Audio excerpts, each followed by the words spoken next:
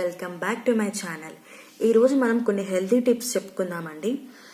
మనకు వంటగదిలో చిక్కే మసాలాలతోనే మన బాడీలో ఉన్నటువంటి యూరిక్ యాసిడ్ని మనం ఎలా తగ్గించుకోవాలనేది మనం ఇప్పుడు తెలుసుకుందాం.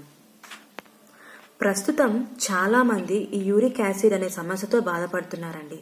ఈ యూరిక్ యాసిడ్ అనేది మనకు బాడీలో ఎక్కువ అయినప్పుడు ఏమవుతుందంటే ఆర్థరైటిస్, కీళ్ళ సమస్యలు, ఇతర ఆరోగ్య సమస్యలు అనేవి మనకి ఏర్పడతాయి. సాధారణంగా ఈ మూత్రపిండాలు అనేవి యూరిక్ యాసిడ్ని ఫిల్టర్ చేసేసి మూత్రం ద్వారా శరీరంలో నుంచి తొలగిపోతాయి.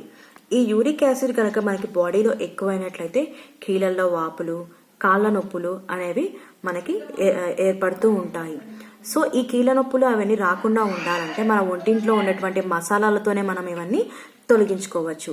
అవి ఏంటి, ఎలా ఉపయోగపడతాయి అనేది ఇప్పుడు మనం తెలుసుకుందాం.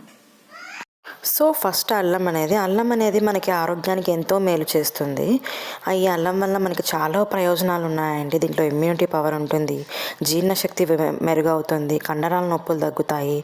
ఇది తీసుకోవడం వల్ల శరీరం నుంచి యూరిక్ యాసిడ్ని తొలగించడంలో కూడా ఇది చాలా ఉపయోగపడుతుంది. పసుపు కూడా ఆరోగ్యానికి ఎంతో మేలు చేస్తుందండి. వైరల్ ఇన్ఫెక్షన్స్ని, బ్యాక్టీరియా నుంచి శరీరాన్ని కాపాడుతుంది. అంతేకాకుండా పసుపులో ఒక శక్తివంతమైన కర్కుమిన్ అనే యాంటీ ఆక్సిడెంట్లు కూడా ఉంటాయండి. ఇది యూరిక్ యాసిడ్ స్థాయిని తగ్గించడంలో ఎంతో ఉపయోగపడుతుంది. తర్వాత మనము వంటల్లో కూడా దీన్ని రాత్రి పడుకునే ముందు ఒక గ్లాస్ పాలల్లో 1/2 స్పూన్ గనక పసుపు కలుపుకొని తాగినట్లయితే ఆ యూరిక్ యాసిడ్ అనేది కూడా మనం కంట్రోల్ చేసుకోవచ్చండి. తర్వాత మెంతుల్లో కూడా అనేక పోషకాలు ఉంటాయండి మనకి. ఇది కూరల్లో రుచి ఇవ్వడమే కాకుండా ఆరోగ్యానికి కూడా ఎంతో మేలు చేస్తుంది. మెంతుల్లో పొటాషియం అనేది ఎక్కువగా ఉంటుందండి. దీనివల్ల మనకి బీపీ అనేది కంట్రోల్లోకి వస్తుంది. తర్వాత కొలెస్ట్రాల్ని కూడా తగ్గించి గుండెని ఆరోగ్యంగా ఉంచుతుందండి, బలంగా ఉంచుతుంది. తర్వాత ఎముకలకి కూడా ఇది చాలా మంచిదండి. రాత్రి మనము కొన్ని మెంతుల్ని నానబెట్టేసి వాటర్లో ఉదయాన్నే పడగడుపున తాగినామంటే ఎంతో మేలు చేస్తుందండి. వంటల్లో వీటిని వాడకం వల్ల యూరిక్ యాసిడ్ కంట్రోల్లో ఉంటుందండి. తర్వాత జీలకర్ర కూడా మనకి డైజెషన్ని చాలా మెరుగుపరుస్తుంది. ఇందులో మనకు వచ్చేసి యాంటీ ఇన్ఫ్లమేటరీ లక్షణాలు కూడా ఉంటాయి. ఇవి మన శరీరంలో మంటను తగ్గించడమే కాకుండా కీళ్ళ నొప్పులను కూడా తగ్గిస్తుందండి. ఈ జీలకర్రని తీసుకోవడం వల్ల మనము ఫ్యాట్ కూడా మనం తగ్గించుకోవచ్చు. జీలకర్ర యూరిక్ యాసిడ్ని కూడా కంట్రోల్ చేస్తుంది అండి. ఇందుకోసం జీలకర్రని వంటల్లో వాడుకోవచ్చు. లేదంటే జీలకర్ర పొడిని కూడా నీటిలో మరిగించి కూడా తీసుకోవచ్చు అండి. జీలకర్ర నీటిలో మరిగించి తీసుకోవడం వల్ల యూరిక్ యాసిడ్ని తగ్గించడమే కాకుండా ఎన్నో ఆరోగ్య సమస్యల నుండి మనం బయటపడవచ్చండి. తర్వాత లవంగాలండి.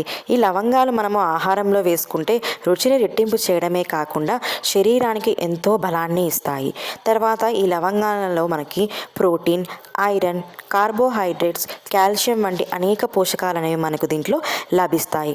ఈ లవంగాల్ని మనము టీ లేదా కషాయంలో వేసుకొని తాగినట్లయితే యూరిక్ యాసిడ్ స్థాయిని నియంత్రించడంలో ఎంతో ఉపయోగపడుతుందండి. ఈ లవంగాలు మనకి ఆరోగ్యానికి ఎంతో మేలు చేస్తాయండి.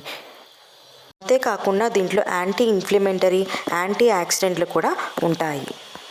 తర్వాత ఈ దాల్చిన చెక్కలో కూడా మనకి ఎంతో ఆరోగ్యకరమైనటువంటి లాభాలు ఉన్నాయండి.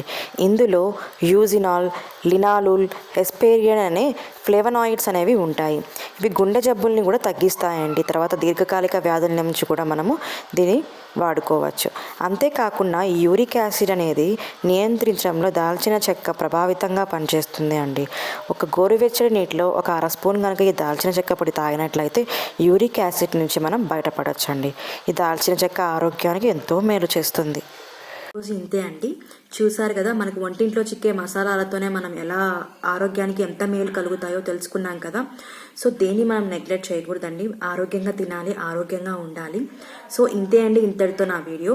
మీకు కనుక నా ఛానల్ నచ్చినట్లయితే ప్లీజ్ సబ్స్క్రైబ్ చేసుకొని నన్ను సపోర్ట్ చేస్తారని అనుకుంటున్నాను. Thank you so much.